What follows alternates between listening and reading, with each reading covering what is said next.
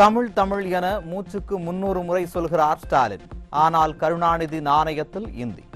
குடும்பத்திற்கு என்று வந்தால் ஸ்டாலின் தமிழ் குறித்து கவலை கொள்ள மாட்டார் என அதிமுக பொதுச் செயலர் எடப்பாடி கே பழனிசாமி விமர்சனம். தமிழ் தமிழ் என்று மூச்சுக்கு 300 தடவை சொல்லுகின்ற ஸ்டாலின் இன்றைக்கு இந்திக்கு ஏன் இவ்வளவு முக்கியத்துவம் கொடுக்கிறார்? ஏன்னா அவ அப்பா பேர்ல இந்த நாணயம் வெளியிடுறாங்க. அவ குடும்பத்துக்கு வந்தா அதை பத்தி எல்லாம் கவலைப்படவே மாட்டாங்க. கருணாநிதி நாணய வெளியீட்டு விழாவில் நாங்கள் கலந்து கொள்கிறோம் என அண்ணாமலை சொன்ன விவகாரம். திமுக பாஜக இடையே ரகசிய உறவு இருப்பது வெளியிட்ட வெட்ட வெளிச்சமாகியுள்ளது என அதிமுக பொதுச் செயலர் பேட்டி. திரு அண்ணாமலை பாரதிய ஜனதா கட்சியினுடைய தலைவர், நாங்கள் 100 ரூபா நாணயம் திரு கருணாநிதியுடைய 100ஆண்டு விழாவில் 100 ரூபா நாணயம் வெளியிடுறாங்க, அதில் நாங்கள் கலந்துக்கிறோம், நீங்களும் மேதகு ஆளுநர் கொடுக்கின்ற தேநீர் விருந்தில் போய் கலந்துக்குன்னு சொன்னார். உடனே போய் திரு ஸ்டாலின் கலந்துக்கிறார். அப்போ திமுக சார்பாக என்ன அறிக்கை வெளியிடுறாங்க? அரசாங்கம் கலந்துக்கும், திமுக கலந்துக்காதுங்கிறாங்க. வேடிக்கையா இருக்குது. திமுக யாரு? திரு ஸ்டாலின் தான் திமுக கட்சியினுடைய தலைவர். திரு துரைமுருகன் தான் திமுக கட்சியுடைய பொதுச் செயலாளர். ஆக தலைவரும் கலந்துக்கிறாரு, பொதுச் செயலாளரும் கலந்துக்கிறாரு. ஆக திமுக கலந்து கொண்டதில்லை. ஆக இரட்டை வேடம் போடுகின்ற கட்சி திமுக கட்சி. எப்படி ரகசிய உருவாக்கின்றதை இருப்பாருங்க. திரு அண்ணாமலை சொல்றாரு, அவரு 100 ரூபா நாணயம் திரு கருணாநிதியுடைய 100ஆண்டு விழா 100 ரூபா நாணயம் வெளியிட்ட பொழுது நான் கலந்துக்கிறேன், அதுல நீங்க போய் இதுல கலந்துக்கிற அப்படின்னு சொல்லுகின்ற பொழுது இதில் இருந்து வெளிப்படையா தெரியுது அவருடைய உறவை வெட்ட வெளிச்சமாக்கப்பட்டது. முல்லை பெரியாறு அணையை பலப்படுத்தும் அனைத்து நடவடிக்கையும் அதிமுக ஆட்சியில் எடுக்கப்பட்டு விட்டது. முல்லை பெரியாறு அணை குறித்து வேண்டுமென்றே திட்டமிட்டு கேரளாவில் பரப்பப்படும் தகவல் கண்டிக்கத்தக்கது. அதிமுக அரசு இருக்கின்ற பொழுது அதுக்கு உறுதித்தன்மையை உறுதிப்படுத்துவதற்கு உண்டான நடவடிக்கைகள் எடுக்கப்பட்டு அணை பலமாக உறுதியாக இருக்கின்றது. வேண்டுமென்றே திட்டமிட்டு ஒரு தவறான இன்னைக்கு பிரச்சாரத்தை மேற்கொண்டிருக்கிறார். இது கண்டிக்கத்தக்கது. இரு மாநிலம் இன்றைக்கு சுமூகமான உறவு இருக்கின்ற இந்த காலகட்டத்தில் வேண்டுமென்றே திட்டமிட்டு கேரள அரசு, கேரளாவில் இருக்கின்ற அமைச்சர்களோ நாடாளுமன்றங்களோ இப்படிப்பட்ட கருத்தை சொல்லுவது வருந்தத்தக்கது. கோவை மாவட்டத்தில் அதிமுக ஆட்சியில் கொண்டு வரப்பட்ட திட்டங்கள் அனைத்தையும் விடிய அரசு கிடப்பில் போட்டுள்ளது. அதிமுக பொதுச் செயலர் எடப்பாடி கே பழனிசாமி குற்றச்சாட்டு. திருப்பூர் மாவட்டம் நாதகவுண்டன்பாளையம் கிராமத்தில் கிணத்துக்கடவு முன்னாள் சட்டமன்ற உறுப்பினர் பேராசிரியர் NS பழனிசாமி மணிமண்டபத்தை அதிமுக பொதுச் செயலர் எடப்பாடி கே பழனிசாமி திறந்து வைத்தார். விழாவில் அதிமுக தலைமை நிலைய செயலாளர் SP வேலுமணி, முன்னாள் அமைச்சர் செங்கோட்டையன் உள்ளிட்டோர் பங்கேற்பு.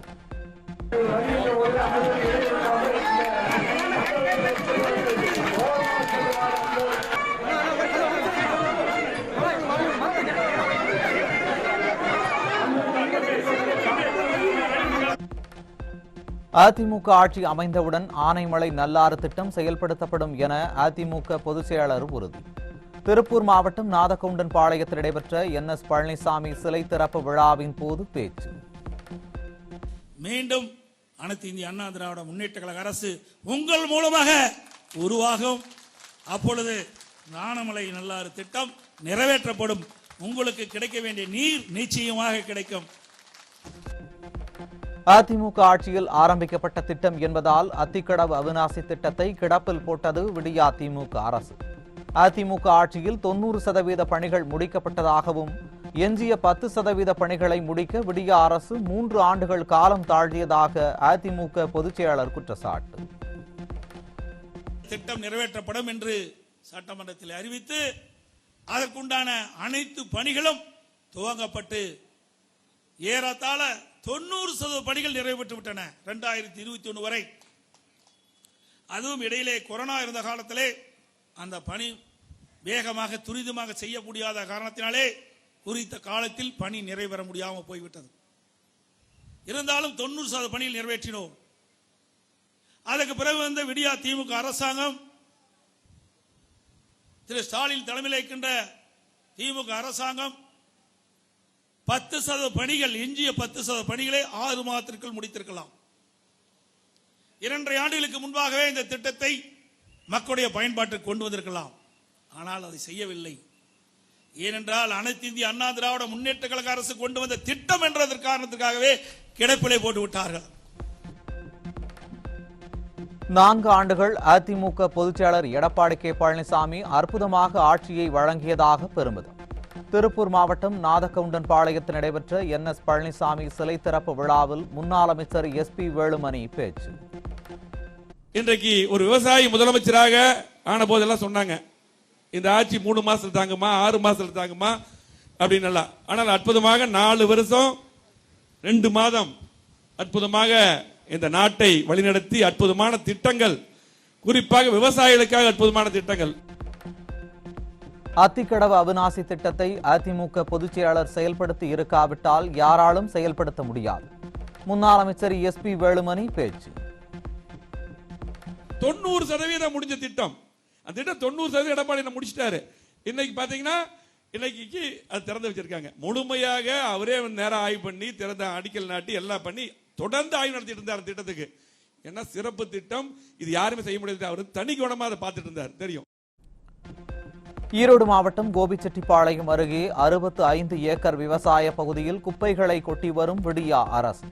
பலமுறை முறையிட்டும் திமுக ஊராட்சி மன்ற தலைவர் நடவடிக்கை எடுக்கவில்லை என மக்கள் குற்றச்சாட்டு.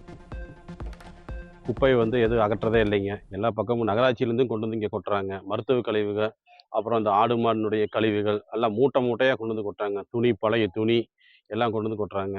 ஆனால் பார்த்தீங்கன்னா 150 வீட்டுக்கு பக்கமாக இருக்குது. அதனால் பயங்கரமாக துர்நாற்றம் அடித்து எங்களால் இருக்க முடியல. இதுக்கு நாங்கள் பஞ்சாயத்துலேயே சொன்னோம். பஞ்சாயத்து தலைவர் எந்த நடவடிக்கையும் எடுக்கல. மற்ற அதிகாரிகிட்ட சொன்னாலும் நடவடிக்கை எடுக்க மாட்டேங்கிறாங்க. கடலூர் மாவட்டம் விருத்தாச்சலம் அருகே ஆதி திராவிடர் மக்கள் வசிக்கும் பகுதியில் அடிப்படை வசதிகளை செய்து தராமல் புறக்கணிப்பதாக திமுக ஊராட்சி மன்ற தலைவர் மீது புகார். வடிகால் வசதி இல்லாததால் குளம் போல் சாலையில் தேங்கி நிற்கும் கழிவு நீரால் தொற்று நோய்களால் பாதிக்கப்படும் ஆதி திராவிட மக்கள். வடிகால் வசதி, குடிநீர் வசதி பண்ணி கொடுக்கணும். இந்த மக்கள் ரொம்ப நோய்வாய்ப்படுறாங்க. காலரா, மலேரியா, டைபாய்டு போன்ற நோய்கள்லாம் அவங்களுக்கு தாக்கப்படுறாங்க. கொசு நிறையா இருக்குது. விவசாய கிராமங்கிறதுனால கொசு நிறையா இருக்குது. மழை நீர் வந்ததுன்னா குளம் போல் தேங்கி நிற்கிது. வண்டி வாகனம் போயிட்டு தண்ணி அடித்து வீடு ஃபுல்லாக தண்ணி தெறிக்குது. பல பிரச்சனை இருக்குது. சென்னை பட்டினம்பாக்கம் நொச்சிக்குப்பத்தில் 10 கோடி ரூபாய் மதிப்பீட்டில் கட்டப்பட்ட மீன் சந்தையில் போதிய இடவசதி இல்லை என்று மீனவர்கள் புகார். நவீன மீன் அங்காடியை பயன்படுத்தாமல் புறக்கணித்து ஒட்டுமொத்த மீனவர்களும் பழைய இணைப்பு சாலையிலேயே மீன் வர்த்தகம். இப்போ நாங்கள் எங்கள் ஆளுங்கள்லாம் என்னன்றாங்க, கடை ரொம்ப சின்னதாக இருக்குது, அதில் போய் எப்படி குந்தி எப்படி மீனெல்லாம் வச்சு விற்க முடியும்? கடை விற்கிறதுக்கு இருக்குது, பாக்ஸுங்க வச்சு விற்க இடம் இல்லை, அதை கொண்டு எங்கே விற்க முடியும்னு எல்லாம் கேட்குறாங்க. அதனால் எங்களுக்கு இங்கேயே கொஞ்சம் இந்த பின்பக்கமாக கூட கட்டி கொடுத்தா நல்லதுன்னு சொல்கிறாங்க. அவங்க இன்னும் ஒரு பதிலும் சொல்லலை. தூத்துக்குடி மாவட்டம் திருச்செந்தூர் முருகன் கோவில் அருகே கடல் சுமார் 500 மீட்டர் உள்வாங்கியதால் பரபரப்பு. வெளியே தெரிந்த பாறைகள் மீது ஏறி புகைப்படம் எடுத்துக்கொண்ட பக்தர்கள்.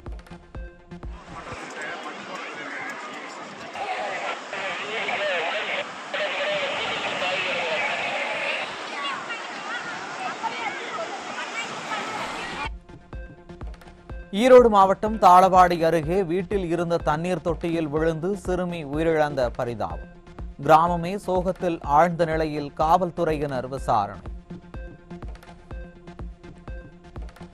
சென்னை தண்டையார்பேட்டையில் கார் மீது மோதிய மாநகர போக்குவரத்து கழக பேருந்து. அதிர்ஷ்டவசமாக காயமின்றி உயிர் தப்பிய கர்ப்பிணி பெண் உள்ளிட்ட 3.